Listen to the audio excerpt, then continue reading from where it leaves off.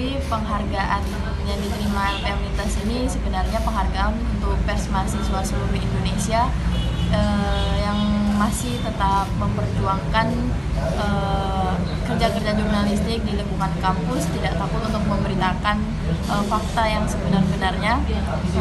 Jadi penghargaan ini sebenarnya kami lihat sebagai bentuk dari komunitas jurnalistik dan masyarakat bahwa suara pers mahasiswa masih dibutuhkan untuk memberitakan yang sebenarnya terjadi kepada masyarakat luas dan masyarakat kampus.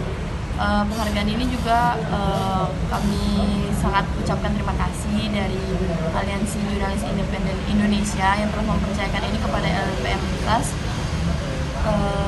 karena pada sebelum-sebelumnya sebenarnya pemberedelan sudah terjadi sebelum LPM Lintas, tapi pers mahasiswa memang masih berdiri tegak untuk menyampaikan kebenaran itu.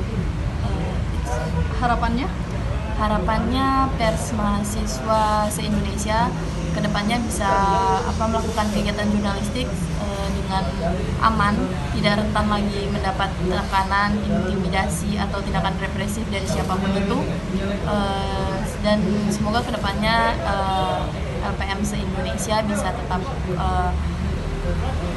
bersatu untuk melawan tindakan sewenang-wenang yang terjadi terhadap LPM di Indonesia. Terima kasih sudah nonton. Jangan lupa like, subscribe, dan share ya.